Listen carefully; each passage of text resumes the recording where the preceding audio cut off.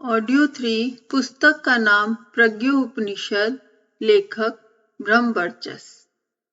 नारद बोले, यह ज्ञान पक्ष हुआ जिसे कहा या सुना जाता है। अब इसका पूरक कर्म पक्ष बताइए, जो करना है और कराना पड़ेगा। ज्ञान और कर्म का समन्वय ही समग्रता उत्पन्न होती है। कोई सिद्धांत अपने आप में अकेला पूर्ण नहीं। प्रज्ञो पक्ष जाने बिना सारा ज्ञान अधूरा है। क्रिया पक्ष ज्ञान पक्ष का पूरक है। ब्रह्म ज्ञान तत्व चिंतन अपनी जगह है, अनिवार्य भी है, परंतु उसका व्यवहार पक्ष, जिसे साधना तपश्चर्या के रूप में जाने बिना वह मात्र मानसिक श्रम और ज्ञान बुद्धि तक ही सीमित रहेगा, उद्देश्य की पूर्ति नहीं होगी।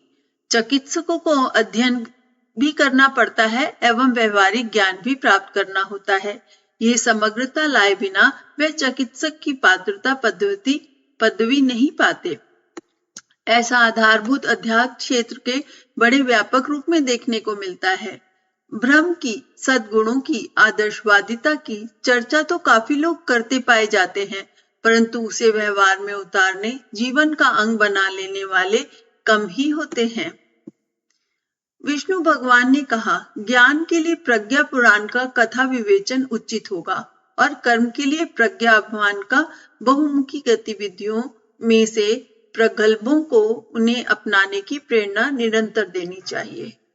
युग सृजन में सहयोग करने के लिए सभी भावनाशीलों को समयदान, अंशदान की उमंग उभरनी चाहिए।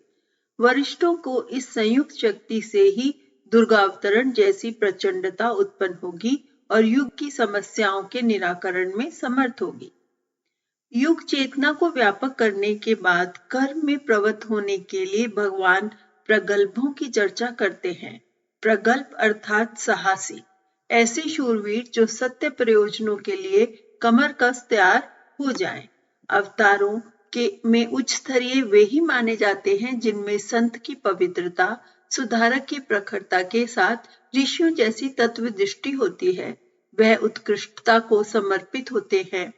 अहंता के परिपोषण में लगने वाली शक्ति समर्पण के बाद उनके पास इतनी अधिक मात्रा में बच जाती है जिसके आधार पर सामान्य व्यक्ति भी असामान्य काम कर दिखाते हैं। भगवान कृष्ण, राम, ईसा, दयानंद, गांधी, गुरु गोविंद सिंह, बुद्ध, मीरा, शंकराचार्य, ज्ञानेश्वर, समर्थ रामदास ऐसे जीते जागते प्रमाणों में से हैं जिन्होंने प्रतिकूलता से जूझने का साहस दिखाया और सत्य प्रयोजन में लगने के लिए असंख्यों को प्रेरित किया। ऐसे व्यक्तियों का संगठन तो वह प्रचंड चमत्कार कर दिखाता है जिसकी कल्पना भी नहीं की जा सकती। आज धर्म चेतना को पुनर्जीवित करने के लिए इस युग की अधिष्ठात्री महाप्रज्ञा ऋतंबरा गायत्री को लोकमानस में प्रतिष्ठित किया जाए। हे नारद, पराक्रम की प्रखरता के लिए सर्वत्र यज्ञ, पवित्रता, उदारता एवं प्रचंडता को प्रखर करने की आवश्यकता है। महाप्रज्ञा को अध्यात्म की भाषा में गायत्री कहते हैं। इसके दो पक्ष हैं, एक दर्शन अर्थात तत्व चिंतन अध्यात्म, दूसरा व्यवहार अर्थात शालीनता युक्त आचरण धर्म। महाप्रज्ञा की परिणति अंतः क्षेत्र में प्रतिष्ठित होने पर साधक के व्यक्तित्व में आमूलचूल परिवर्तन ला देती है। आत्मिक विभूतियां, रिद्धियां तथा लोक व्यवहार में प्राप्त संपदा सिद्धियां इसी के तत्व चिंतन का प्रतिफल है। हे नारद, युग देवालय प्रज्ञापीठों के रूप में बने, वहां से सृजनात्मक और सुधारात्मक सभी प्रवृत्तियों का सूत्र संचालन हो, जिससे मनुष्य का स्वरूप एवं भविष्य सुधरे, साथ ही महान परिवर्तन के लिए आवश्यक पृष्ठभूमि भी बनने लगे। युग संधि में 20 वर्ष प्रभात के परिवर्तन बेला की तरह है। इसमें अवांछनीयता की गलाई और सदाश्यता की ढलाई होगी। नए युग में इन्हीं प्रज्ञा की अधिष्ठात्री गायत्री के मंदिर और यज्ञशालाएं बनानी चाहिए। उन्हीं के माध्यम से रचनात्मक कार्य चलने चाहिए। महामना मदन मोहन मालवीय कहा करते थे, ग्रामे ग्रामे सभा कार्या, ग्रामे ग्रामे कथा शोभा, पाठशाला मल्लशाला प्रति पर्वा महोत्सवा। अर्थात गांव गांव ऐसे दैव मंदिर रहें जहां से न्याय, पर्व संस्कार मनाने, विद्या अध्ययन, आरोग्य संवर्धन के क्रियाकृत्य चलते रहे। केवल मंदिरों से काम चलेगा नहीं। आदि शंकराचार्य ने जब माधनता से यही बात कही तो उन्होंने चारों धामों की स्थापना के लिए अपना अक्षय भंडार खोल दिया। इन तीर्थों के माध्यम से धर्म धारणा विस्तार की कितनी बड़ी सेवा हुई है, इसका मूल्यांकन नहीं किया जा सकता। मंदिर मात्र पलायनवादी श्रद्धा नहीं, कर्मयोगी निष्ठा जगाएं तो ही उनकी सार्थकता है। जब इन देवालयों में जन जागृति केंद्रों के माध्यम से सत्प्रवृत्ति संवर्धन की गतिविधियां चलने लगेंगी तो जन जन में प्रखरता का उदय होगा और परिवर्तन का दृश्य सुनिश्चित रूप से दिखाई पड़ने लगेगा। प्रस्तुत समय संधि बेला का है। आज संसार के सभी विद्वान, ज्योतिर्विद, अतिद्रिय दृष्टा इस संबंध में एक मत है कि युग परिवर्तन का समय आ पहुंचा है। परिस्थितियों की विषमता अब चरम सीमा पर है। ऐसे में इस युग देवालयों की भूमिका अपनी जगह बहुत महत्वपूर्ण है। सूरदास ने लिखा है, 1,900 के ऊपर ऐसी योग परे, सहस्त्र वर्ष लौ सतयुग बीते, धर्म की बेली बढ़ चढ़े। अर्थात 19वीं शताब्दी के अंत में ऐसा ही परिवर्तन होगा जिसके बाद सहस्त्रों वर्षों के लिए धर्म का सुख शांति का राज्य स्थापित होगा। संक्रमण बेला में किस प्रकार की परिस्थितियां बनती और कैसे घटनाक्रम घटित होते हैं, उसका उल्लेख महाभारत के वन पर्व में इस प्रकार आता है। जब एक युग समाप्त होकर दूसरे युग का प्रारंभ होने को होता है, तब संसार में संघर्ष और तीव्र हलचल उत्पन्न हो जाती है। जब चंद्र, सूर्य, बृहस्पति और पुष्प नक्षत्र एक राशि पर जाएंगे, तब सतयुग का शुभारंभ होगा। इसके बाद शुभ नक्षत्रों की कृपा वर्षा होगी। पदार्थों की वृद्धि में सुख समृद्धि बढ़ती है। लोग स्वस्थ और प्रसन्न होने लगते हैं। इसी प्रकार का ग्रह योग अभी कुछ समय पहले ही आ चुका है। अन्य गणनाओं के आधार पर भी यही समय माना जा रहा है। विशिष्ट अवसरों को आपातकालीन कहते हैं और उन दिनों आपत्ति धर्म निभाने की आवश्यकता पड़ती है। अग्निकांड, दुर्घटना, दुर्भिक्ष, बाढ़, भूकंप, युद्ध, महामारी जैसे अवसरों पर सामान्य कार्य छोड़कर भी सहायता के लिए दौड़ना पड़ता है। छप्पर उठाने, धान रोपने, शादी खुशी में साथ रहने, सत्य प्रयोजनों का समर्थन करने के लिए भी निजी काम छोड़कर उन प्रयोजनों में हाथ बटाना आवश्यक होता है। युग संधि में जागरूकों को युग धर्म निभाना चाहिए। व्यक्तिगत लोभ मोह को गौण रखकर विश्व संकट की इन घड़ियों में उच्च स्तरीय कर्तव्यों के परिपालन को प्रमुख प्राथमिकता देनी चाहिए। यही है परिवर्तन की इस प्रभात वेला में दिया दिव्य प्रेरणा, जिसे अपनाने पर हर दृष्टि में हर किसी का कल्याण होता है। विश्व विवेशिकाओं को निरस्त करने और धरती पर पुनः स्वर्गीय वातावरण उत्पन्न कर सकने वाले देव मानवों का सृजन करने का कार्य कठिन तो है, पर उसमें योगदान देने वालों को श्रेय सौभाग्य भी कम न मिलेगा।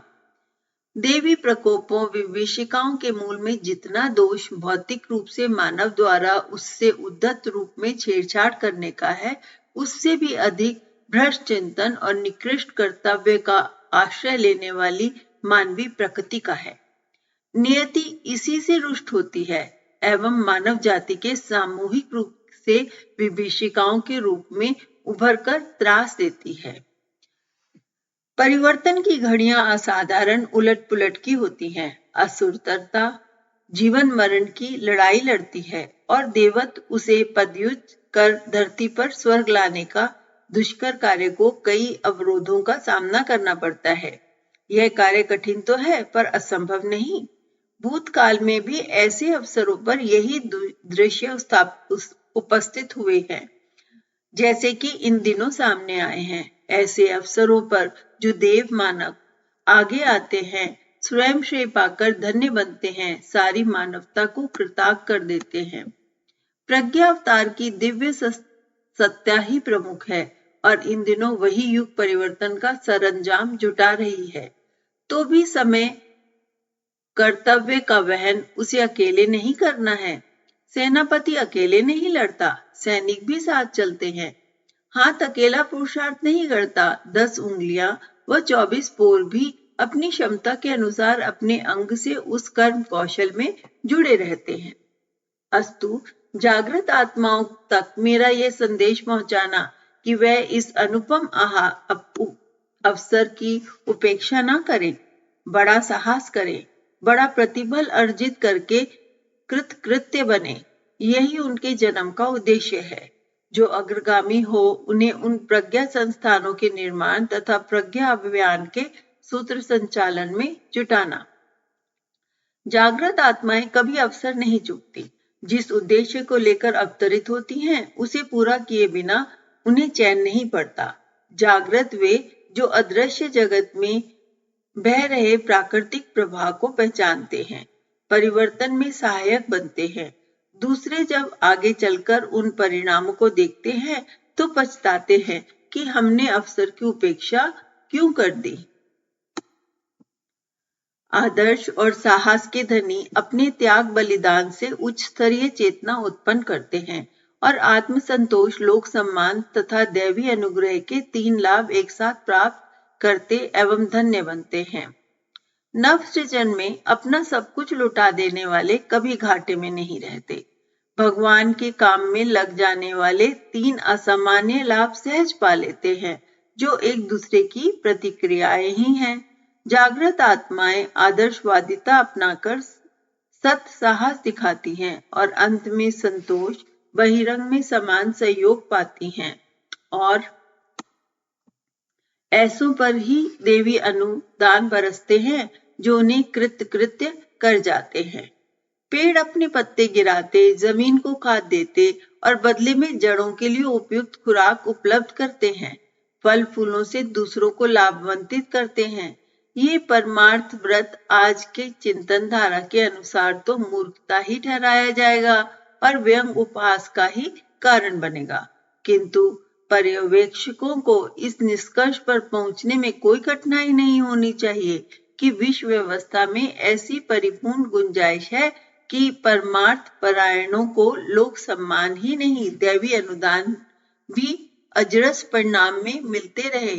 पेड़ों को बार बार नए पल्लव और नए फल फूल देते रहने में प्रकृति कोताही नहीं बरतती है। उदार मना घाटा उठाते लगते भर है, परंतु वे जो देते हैं उसे ब्याज समेत वसूल कर लेते हैं। इतिहास में पृष्ठों पर स्वर्ण क्षणों में अंकित महामानवों में से प्रत्येक ने परमार्थ परायणता की दूरदर्शिता नीति अपनाई। वे बीज की तरह गले और वृक्ष की तरह फले। इस मार्ग पर चलने के लिए उन्हें प्राथमिक पराक्रम ये करना पड़ा कि संचित कुसंस्कारों को पशु प्रवृत्तियों से जूझे और उन्हें सुसंस्कारी बनाने के लिए पूरी तरह दबाया दबोचा, और तब छोड़ा जब वह ची बोल गईं और संकीर्ण स्वार्थपरता से ऊंचे उठकर आदर्शवादी परमार्थ प्रवृत्ति को अंगीकार करने के लिए सहमत हो गईं। नारद ने भगवान को नमन किया और उनकी इच्छा में अपनी इच्छा मिलाते हुए जन जन को प्रज्ञा पुराण का संदेश सुनाने, जागृत आत्माओं को प्रज्ञा अभियान प्रयासों में लगाने का संकल्प लेकर प्रसन्न हृदय धरती पर उतरे। सप्त ऋषियों की तपोभूमि में थोड़ा विराम करने पर वे युगांतरीय चेतना के रूप में विश्वव्यापी बन गए। भक्त को स्वयं की कोई इच्छा नहीं होती, वह भगवान का काम करने का संकल्प लेकर जन्मता है और अपनी स्व को चेतन शक्ति में घुला देता है। देव ऋषि नारद ने अपनी इच्छा को भगवान की प्रेरणा के साथ मिलाया। एक बार नारद स्वयं मोह में पड़े थे और अपने अहंकार के मद में प्रभु प्रेरणा को समझने में असफल रहे। भगवान ने उनका मोह भंग किया, उन्हें वास्तविकता से अवगत कराया। तब से उन्होंने संकल्प ले लिया कि अब आगे से कभी भी अपनी इच्छा को प्रभु से अलग नहीं रखेंगे।